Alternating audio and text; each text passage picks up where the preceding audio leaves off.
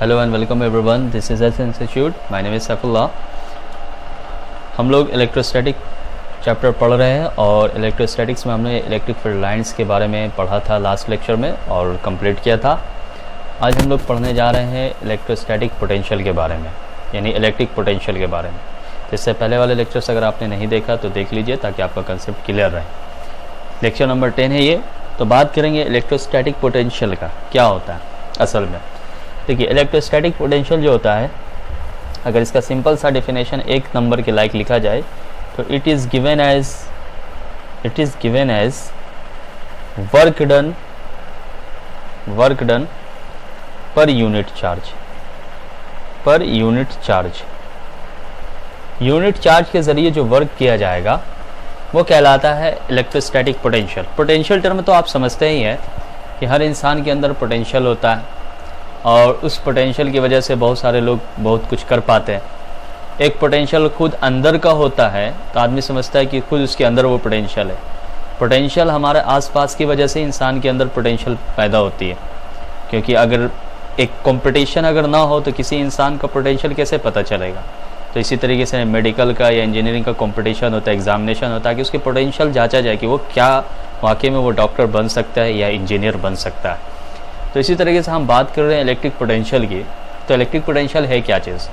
कोई भी जो चार्ज होता है असल में, जैसे मान लीजिए ये पॉजिटिव चार्ज है, तो ये पॉजिटिव चार्ज का ये अपना इलेक्ट्रिक फील्ड है और यहाँ पर इन्फिनाइट है। इन्फिनाइट में बहुत सारा यूनिट चार्ज, यानी आपका Q0 है, पॉजिटिव टेस्ट चार्ज। अब कोई इस चार्ज को इसके करीब में लाएगा, तो जब इसके करीब में लाएगा तो जाहिर सी बात उसको एक काम करना पड़ेगा, वर्क करना पड़ेगा, और जो वो वर्क करेगा वो अगेंस्ट होगा इलेक्ट्रिक फोर्स के।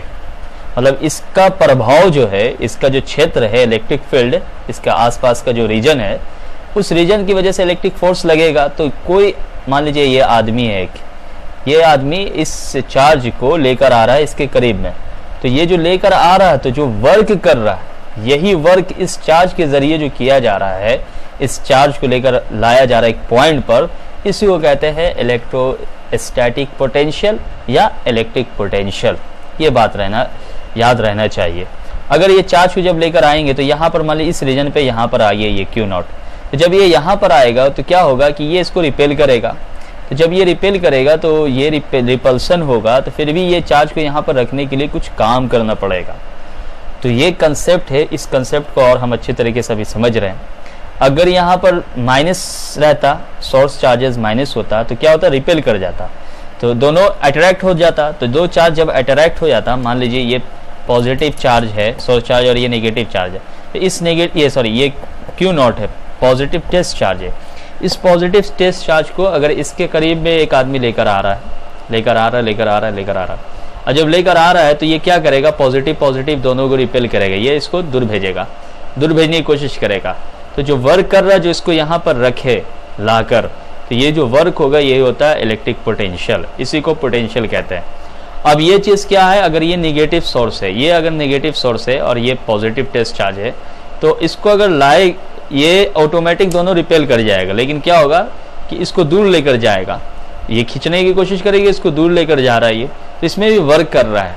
तो ये जो वर्क होता है यही पोटेंशियल को बता रहा है, ये चीज़ पोटेंशियल बताता है। तो वर्क जो होता है इलेक्ट्रिक पोटेंशियल को इंडिकेट करते हैं V से, याद रखिएगा V से। तो V बराबर जो होता है work done per unit charge, ये हो गया। अब इसका अगर हम SI यूनिट देखेंगे, SI यूनिट जो होता है वर्क का होता है जूल और चार्ज का होता है कूलम, जूल पर कूलम को एक साइंटिस्ट के नाम से भी याद रखते हैं जिसे मैं वोल्ट कहते हैं, याद रखिएगा वोल्ट। तो पोटेंशियल का ऐसा यूनिट वोल्ट भी होता है या जूल पर कूलम भी कह सकते हैं। एक नंबर के स्टैटिक बोर्ड के एग्जामिनेशन में सवाल पूछा जा सकता है ये। अब इलेक्ट्रिक पोटेंशियल ये SI यूनिट हो गया। CGS यूनिट इसका जो हो सकता है वो स्टेट वोल्ट, ये SU में लिख देंगे इसे, स्टेट वोल्ट होता है, यानी 1 इस वोल्ट बराबर लिख सकते हैं 1/300 स्टेट वोल्ट। डायमेंशन भी हम लोग लिख सकते हैं, डायमेंशन निकाल सकते हैं आप, किस तरीके से निकाल सकते हैं डायमेंशन, जैसे वर्क है तो वर्क का डायमेंशन क्या होता है, एम एल स्क्वायर टी पे पावर -2 होता है, और चार्ज का होता है ए टी होता है। अब देखिए एम एल स्क्वायर, ये 1 ऊपर जाएगा माइनस में, तो टी पे पावर -3 ए पे पावर -1, ये डायमेंशन हो गया इसका। क्लियर? तो ये एक डेफिनेशन हुआ। अब इसका दूसरा डेफिनेशन ये है, दूसरा डेफिनेशन याद रखिएगा, what is electric potential. What is electric potential? तो electric potential is defined as the amount of work required, जितना वर्क का जरूरत होगा to take a test charge from infinite to that point gradually. अब इस point को समझिए अच्छे से। देखिए ये क्या है, इलेक्ट्रिक पोटेंशियल का डिफिनेशन है कि जितना अमाउंट ऑफ वर्क रिक्वायर्ड होगा एक टेस्ट चार्ज को कहां से लाकर रखना है, इन्फिनाइट से, एक किसी पॉइंट पर, और वो ग्रेजुअली। ग्रेजुअली का मतलब क्या होगा, एक्सेलरेशन नहीं होना चाहिए उसमें। क्यों नहीं होगा एक्सेलरेशन, आगे ये समझ में आएगा ये बात। तो ये हुआ डिफिनेशन, ये भी हम डिफिनेशन लिख सकते हैं। तो इसके जरिए से जो ये बोर्ड्स के एग्जाम में सवाल पूछा जा सकता है, तो अब इसके जरिए से हम इलेक्ट्रिक पोटेंशियल का ये समझेंगे एक टर्म, ये electric potential due to a point, किसी एक पॉइंट पर इलेक्ट्रिक पोटेंशियल कैसे फाइंड करेंगे, हम किस तरीके से फाइंड कर सकते हैं, इसका क्या तरीका हो सकता है। तो इसके से समझने के लिए ये आप इसे उतार लें, कॉपी पेन लेकर बैठें, ताकि बात आपको अच्छी तरीके से समझ में आए। देखिए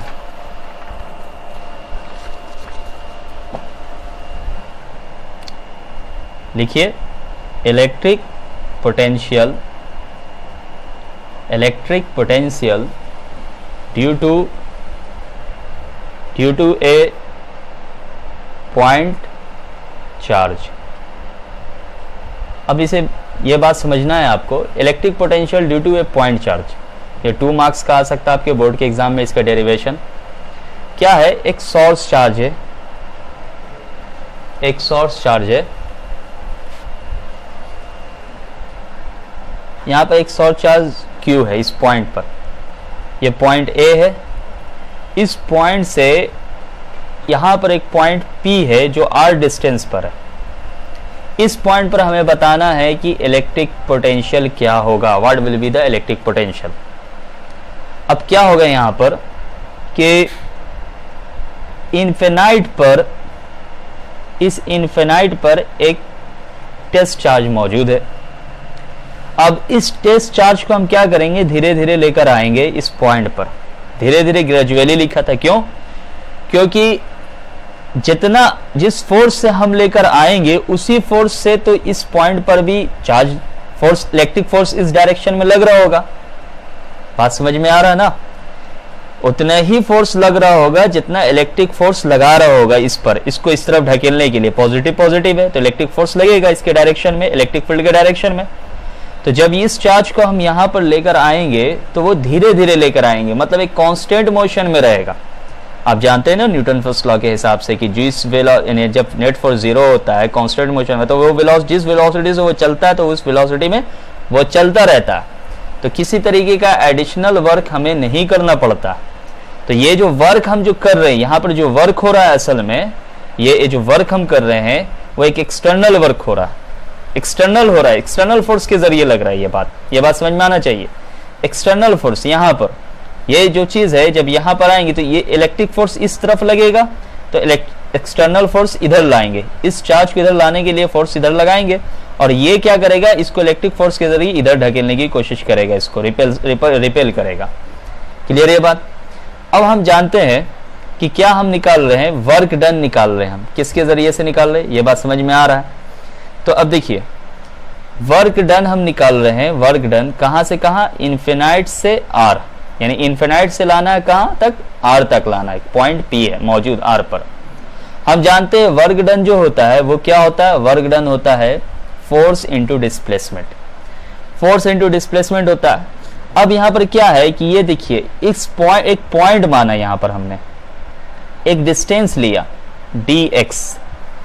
अब ये जो डिस्टेंस लिया, क्योंकि फोर्स यहाँ पर जो है वेरिएबल है, ठीक है, एक्सटर्नल इस तरफ लग रहा है, वेरिएबल फोर्स है, तो डिस्टेंस क्या हो रहा है, घट रहा है, धीरे धीरे धीरे धीरे धीरे धीरे घटते जा रहा है, यहां से लेकर आ रहे हैं, घट रहा घट रहा घट रहा घट रहा।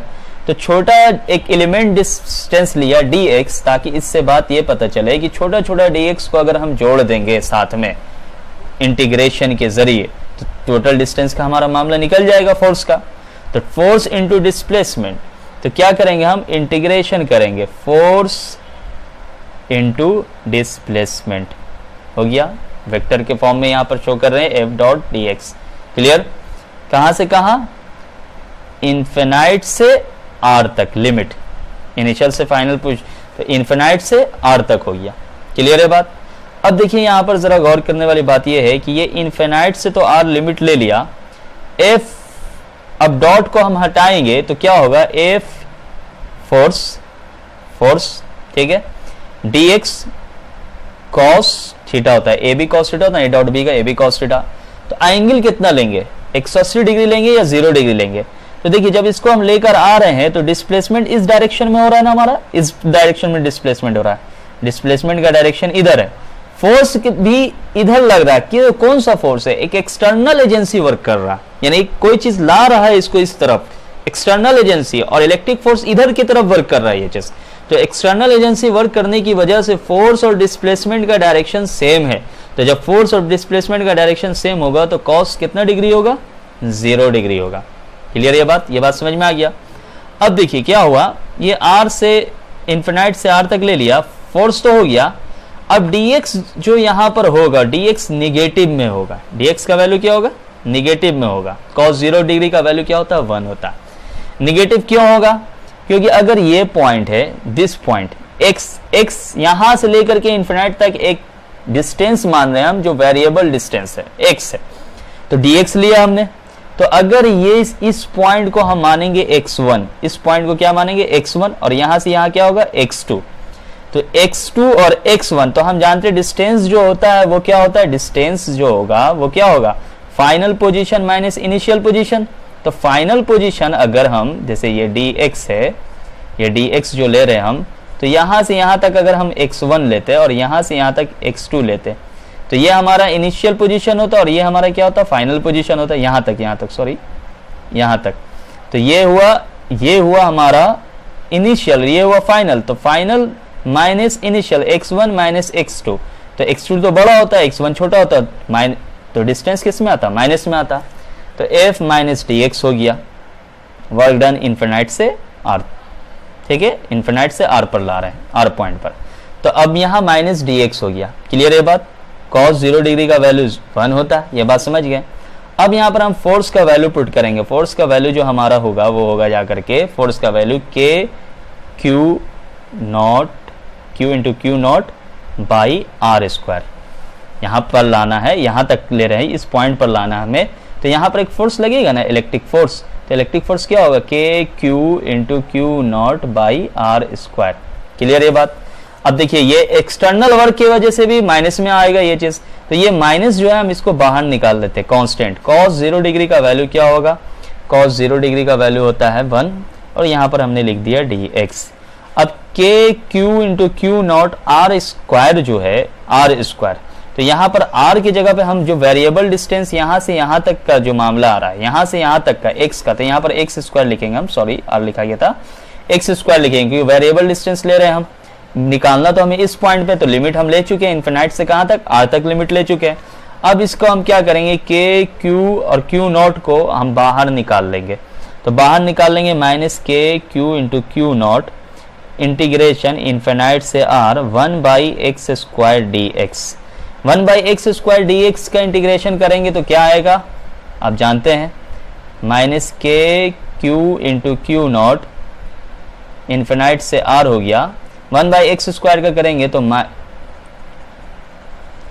Minus k q into q naught minus 1 by x आ जाएगा, इन्फिनाइट से r। ये निकाल सकते हैं ना आप, इसको निकालने का तरीका तो पता ही होगा।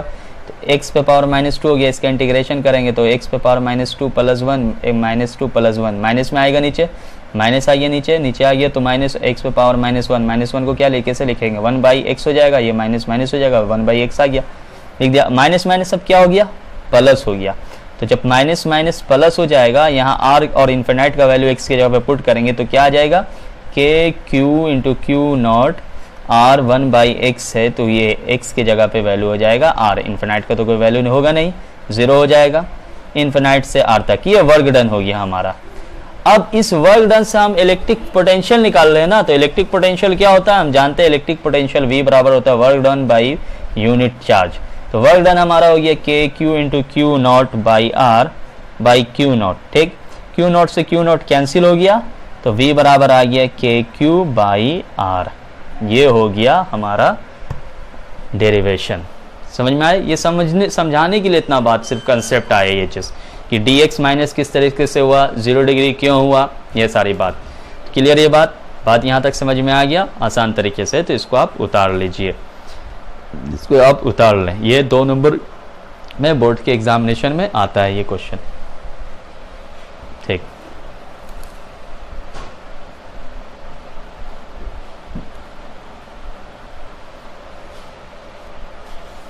चलिए अब यहाँ पर हम लोग देखते हैं कुछ क्वेश्चंस देखेंगे। पहले आप कुछ समझें इससे इलेक्ट्रिक पोटेंशियल का। तो इलेक्ट्रिक पोटेंशियल का जो फॉर्मूला आया, सबसे पहले पोटेंशियल का फॉर्मूला क्या होता है, work done by charge unit charge, याद रखिएगा ये फॉर्मूला।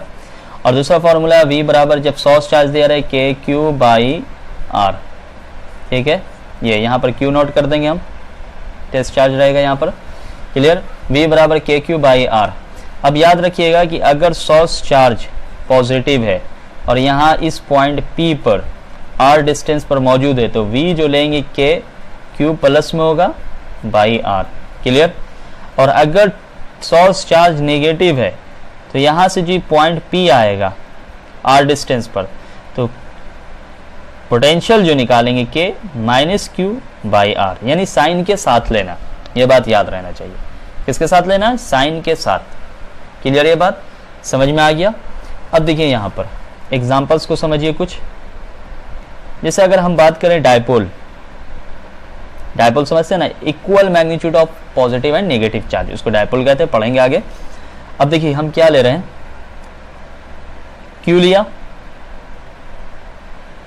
एक माइनस क्यू लिया, और यहां पर एक पॉइंट P है। इस पॉइंट P पर हमने कहा find the electric potential, find the electric potential at P। Electric potential निकालना है, ठीक है। इलेक्ट्रिक पोटेंशियल निकालना है, कहां पर निकालना है? इलेक्ट्रिक पोटेंशियल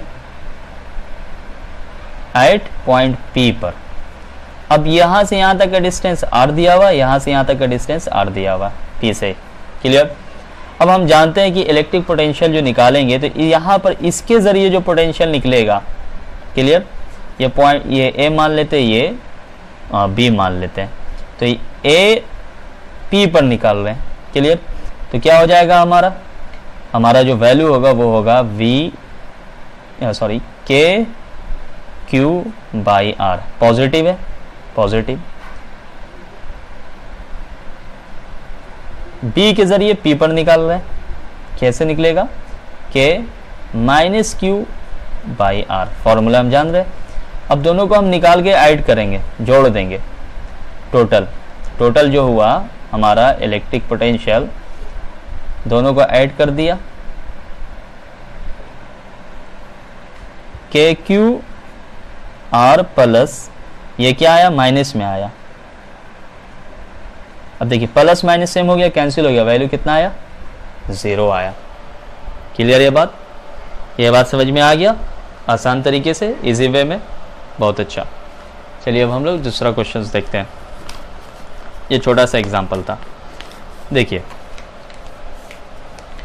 क्वेश्चंस दिया हुआ। The potential at a point due to a charge of 3 × 10⁻⁷ coulomb located at 3 centimetre away is. अब यहाँ पर सवाल ये है कि पोटेंशियल निकालना में, क्या निकालना? पोटेंशियल। तो क्या दिया हुआ? चार्ज दिया हुआ है। तो चार्ज का वैल्यू कितना दिया हुआ है इस क्वेश्चन में? चार्ज का जो वैल्यू दिया हुआ है 3 × 10⁻⁷ कूलम, ठीक है। आर कितना दिया हुआ है? आर दिया हुआ 3 सेंटीमीटर, इसको चेंज कर देंगे तो 3 × 10⁻² मीटर में आ गया आर, क्लियर, एसआई यूनिट में। अब हमें क्या बोल रहा फाइंड करने के लिए, पोटेंशियल बोल रहा निकालने के लिए, पोटेंशियल। तो पोटेंशियल का हम लोग फॉर्मूला जानते हैं के क्यू बाई आर।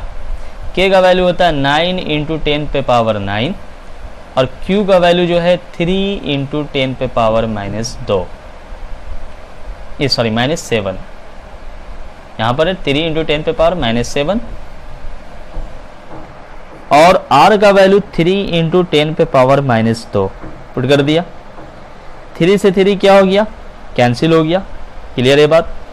अब यहाँ पर देखिए 9 इंटू 10 पे पावर 9 और यहाँ पर -7 है, ये -7 लिख दिया और ये -2 पर गया तो +2 हो गया। 9 2 11 हो गया, 11 में से 7 घटा देंगे तो कितना आएगा, 6 आएगा, है ना। 11 में से 7 घटा देंगे तो ये कितना आएगा, 7 6 11, सॉरी 7 6 तो 13 हो जाता है। 1 मिनट,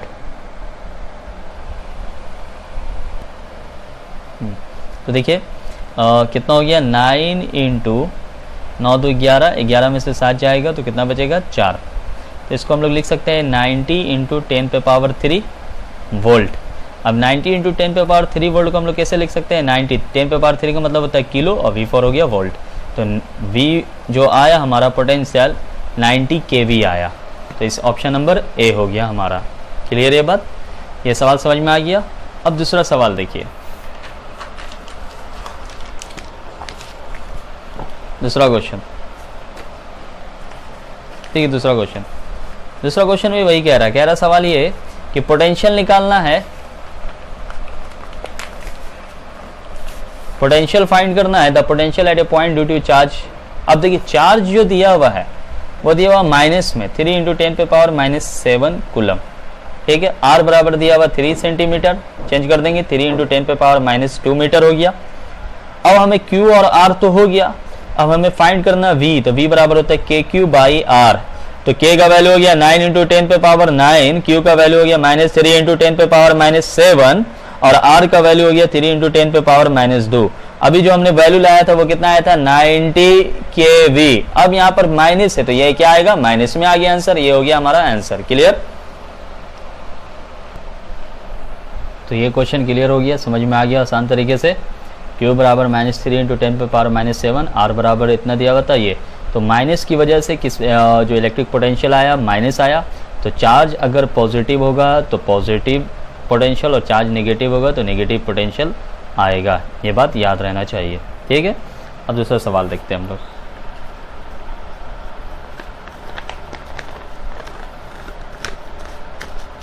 नेक्स्ट क्वेश्चन देखिए, वीडियो को पॉज करके खुद से बनाने की कोशिश कीजिए।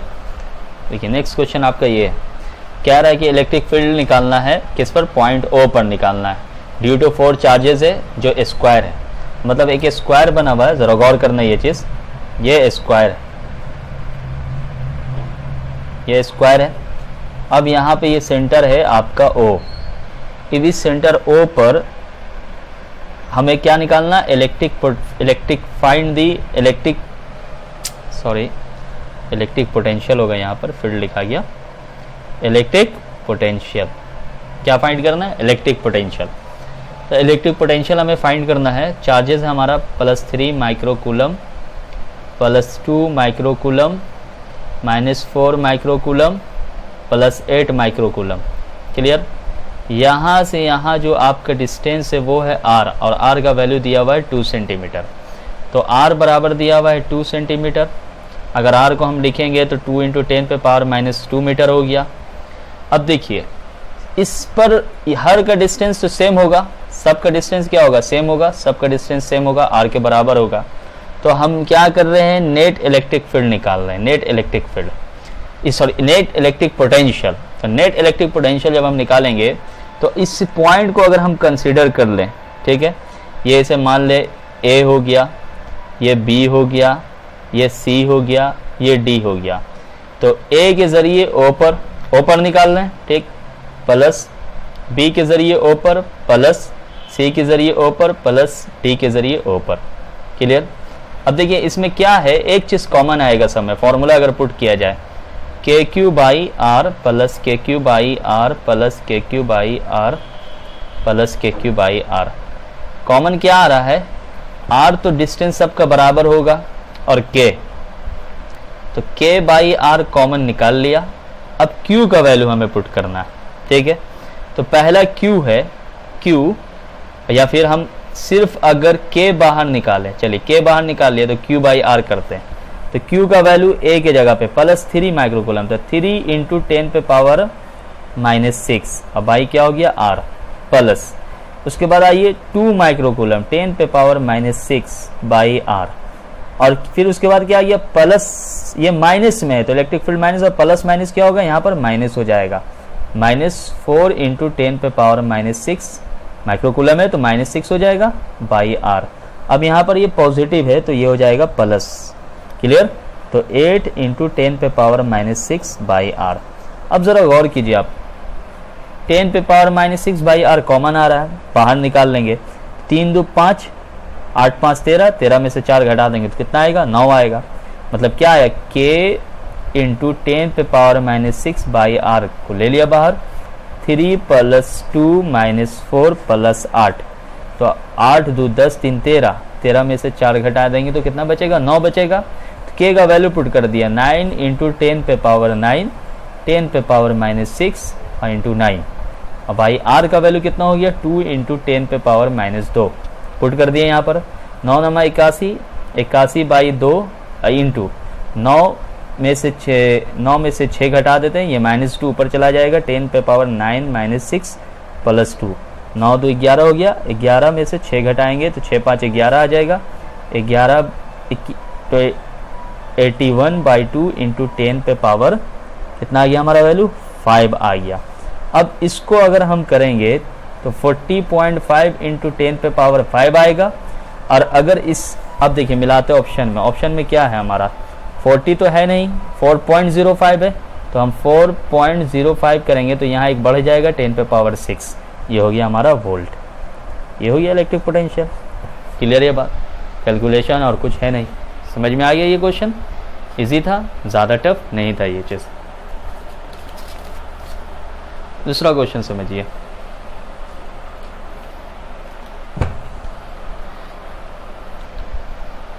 देखिए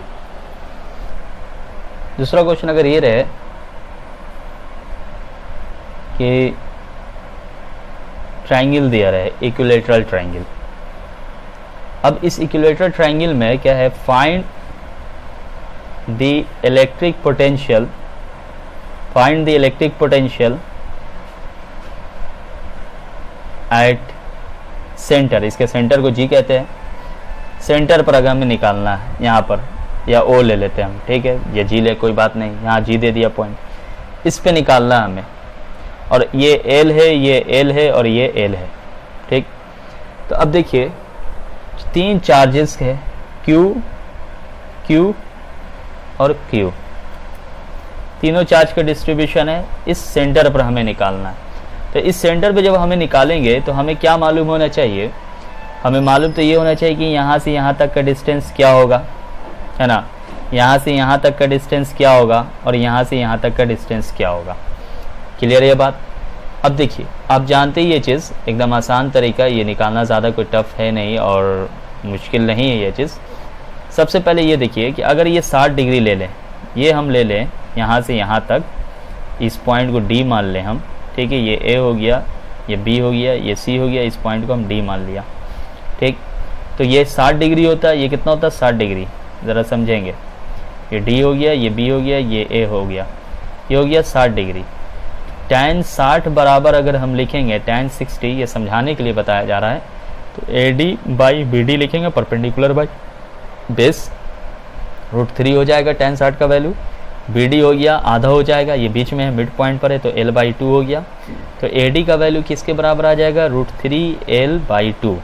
और आप जानते हैं कि ये जो सेंट्रॉइड होता है, ये जो सेंटर पर होता है वो 2/3 पार्ट होता है, यानी AG अगर लिखेंगे हम तो 2/3 AD के बराबर हो जाएगा। तो AG का वैल्यू अगर हम निकालेंगे तो 2/3 AD हो गया √3/2 × L, डैट मीन्स L/√3 आया हमारा वैल्यू। कैसे, 2 से 2 कैंसिल हो गया, 3 को √3 × √3 लिख सकते हैं, √3 से √3 कैंसिल तो √3 बचा। तो डिस्टेंस निकल गया सभी का, यहाँ से यहाँ तक, यहाँ से यहाँ तक डिस्टेंस क्या हो गया L/√3, L/√3। अब इस G पर अगर हम निकाल रहे हैं तो यहाँ G लिख दिया A के ज़रिए, ठीक है। इससे पहले हमने ये यहाँ पर जो लिखा था, यहाँ पर OA लिखना चाहिए था, OB लिखना चाहिए, OC और OD। O पर निकाल ले D के ज़रिए, ठीक है। गलती से वहाँ पर मिस्टेक हो गया था, थोड़ा सा ठीक कर लीजिएगा उसे आप। चलिए अब ज़रा यहाँ ध्यान दीजिए, B के ज़रिए और C के ज़रिए फॉर्मूला तो वही लगेगा, KQ/L/√3 plus KQ/L/√3 plus KQ/L/√3। Distance direct put कर दिया क्योंकि चार्ज का वैल्यू तो सेम है, डिस्ट्रीब्यूशन तो सेम डिस्ट्रीब्यूशन है, तो क्या हो गया ये चीज़ 1 2 3 3 हो गया, 3 KQ/L/√3। अब ये √3 कहाँ चला जाएगा, ऊपर आ जाएगा, तो 3√3 KQ/L, ये हमारा हो गया आंसर। समझ में आया ये एग्जाम्पल? एकदम आसान है, ज़्यादा भारी नहीं है। क्लियर ये बात? अब अगर एक बात ये याद रखना है आपको, पॉइंट याद रखना है, if we move in the direction of field line, then we are moving from higher potential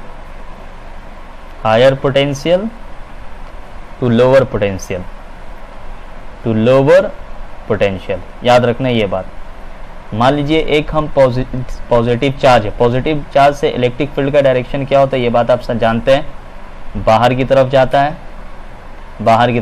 है, और यहाँ पर मान लीजिए यहाँ पर जा रही है, एक पॉइंट हमने लिया M और एक पॉइंट लिया N। कुछ बताइए what is the relation VM and VM, दोनों में से पोटेंशियल क्या होगा, किसका ज़्यादा होगा? तो हमने क्या कहा था कि if we move in the direction of field line then we are moving from higher potential to lower potential. तो फील्ड लाइन के डायरेक्शन में अगर हम मुड़ते हैं तो किसका ज़्यादा होगा? अभी हमने बताया था कि देखिए इसको इस तरीके से भी आप समझ सकते हैं कि V बराबर KQ/ क्या होता है, R होता है। क्लियर? तो R जितना ज़्यादा होगा V उतना कम होगा, R जितना कम होगा V उतना ज़्यादा होगा। तो यहाँ से अगर इस पॉइंट पर इलेक्ट्रिक पोटेंशियल देखा जाएगा तो इस इलेक्ट्रिक पोटेंशियल का R और इस पोटेंशियल देखा तो R इसका ज़्यादा हुआ, तो जाहिर सी बात है ये ज़्यादा होगा और ये क्या होगा, कम होगा। तो इलेक्ट्रिक फील्ड लाइन के डायरेक्शन में अगर हम मूव कर रहे हैं तो हायर पोटेंशियल से लोअर पोटेंशियल की तरफ मूव कर रहे हैं हम, ये हायर हुआ और ये क्या हुआ, लोअर हुआ। हायर से कहाँ जा रहे हैं, लोअर की तरफ हम जा रहे हैं अगर इलेक्ट्रिक फील्ड लाइंस में हम चलेंगे तो। इस पॉइंट को याद रखिएगा। अब आते हैं पोटेंशियल डिफरेंस पर। हम पोटेंशियल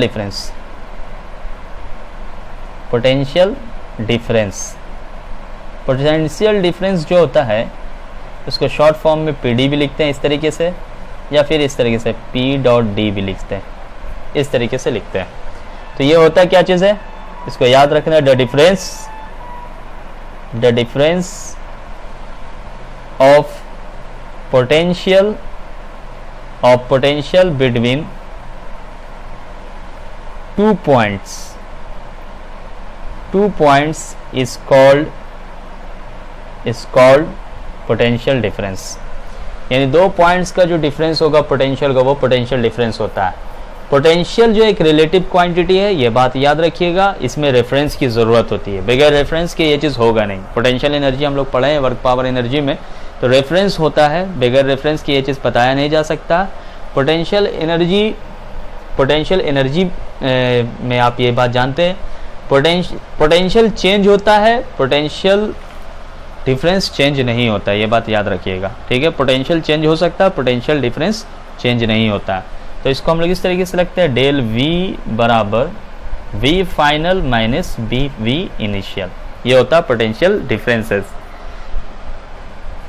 जैसे अगर इसका 11th क्लास से अगर हम देखें, 11th में जो हम लोगों ने पढ़ा था वेलोसिटी, देखिए ये वेक्टर है, ये स्केलर है, इसलिए यहाँ ये velocity of A with respect to B, तो हम लोग कैसे लिखते थे, VA माइनस VB, लिखते थे ना ये चीज़ रिलेटिव वेलोसिटी में।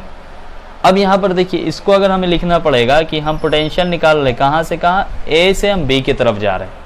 ए से कहाँ जा रहे हैं, बी की तरफ। ए से बी की तरफ जा रहे हैं, तो ए से बी की तरफ अगर हम जा रहे हैं तो क्या होगा, वी बी, वी ये फाइनल होगा और ये क्या होगा, ए इनिशियल होगा। ए माइनस बी नहीं लिखेंगे, V B minus V A. Clear है बात समझ में आ गई ये चीज़, ठीक है। अब ये देखा जाए, ये डायनेमिक स्टैटिक तरीके से हम देख सकते हैं इसको। अगर हम यहाँ पर ये देखें, एक क्वेश्चन ले समझने के लिए, ये अर्थिंग से टच कर दिया, यहाँ पॉइंट ए है, ये पॉइंट बी है और ये पॉइंट सी।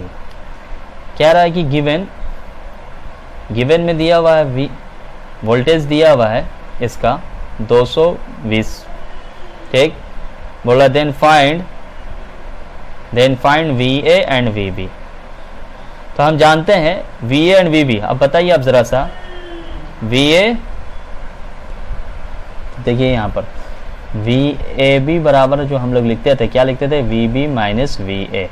मतलब ये इनिशियल से फाइनल की तरफ जाते थे तो फाइनल माइनस इनिशियल होता है। तो यहाँ पर अब ज़रा ये बात समझना है कि ये दोनों का मामला क्या होगा। क्लियर सी बात है कि हमें यहाँ इसका वैल्यू 220 वोल्ट दिया हुआ है, तो ये 220 वोल्ट का कैसे आएगा, ए पर माइनस 110 वोल्ट होगा, जाते जाते यहाँ पर इस पॉइंट पर 0 हो गया होगा और फिर यहाँ से जाते जाते ये पॉजिटिव आया होगा 110 वोल्ट, तभी ना हुआ होगा।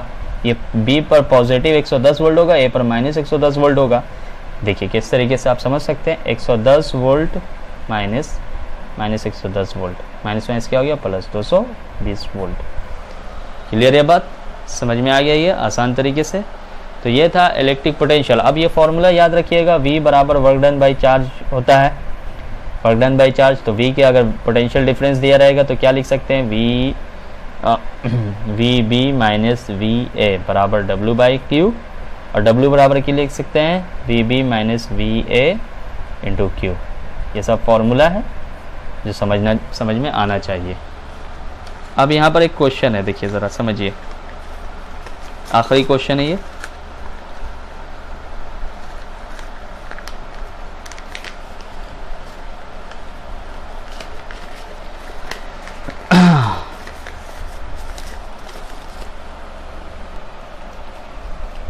देखिए यहाँ पर क्वेश्चन आपका ये दिया हुआ, on moving a charge of 2 coulomb from a point A where potential is positive to a point B where potential is this, the work done is, work done क्या होगा, what will be the work done. Video को pause करके बनाइए, question को solve कीजिए। तो देखिए यहाँ पर इस क्वेश्चन को देखिए, समझिए कि क्वेश्चन क्या है कि पॉइंट ए पर है तो कहाँ जा रहा, पॉइंट बी पर जा रहा। पॉइंट ए पर 12 वोल्ट है, पॉइंट बी पर जब जा रहा है तो वो कहाँ जा रहा है, माइनस 12 वोल्ट। तो वर्क कहाँ से कहाँ हो रहा है, ए से बी। तो वर्क ए से बी हो रहा है, ए से बी की तरफ वर्क हो रहा है। तो वर्क बराबर फॉर्मूला क्या हो जाएगा, बी फाइनल है ना, तो charge into V V minus V A. अब चार्ज का वैल्यू हम पुट कर देंगे, 2 वी पे क्या हो, माइनस 12 माइनस एक पे क्या पॉजिटिव है पोटेंशियल, ये हो गया वी पे माइनस और ए पर माइनस माइनस प्लस, निशान माइनस का, माइनस 24 इंटू माइनस 48 वर्क का होता है ए से बी माइनस 48 जूल। तो आंसर हमारा क्या हो गया, माइनस 48 जूल। क्लियर ये बात। तो ये हो गया आपका इलेक्ट्रिक पोटेंशियल और पोटेंशियल डिफरेंस से न्यूमेरिकल और उसके सारा कंसेप्ट उसमें जो बताया गया वो बोर्ड्स के एग्जामिनेशन में पूछा जाता है। और बाकी जो क्वेश्चंस वगैरह आप बनाएं बुक से सोल्व करें। बाकी नेक्स्ट हम लोग पढ़ेंगे electric potential energy, equipotential surfaces वगैरह। Thank you for watching this video.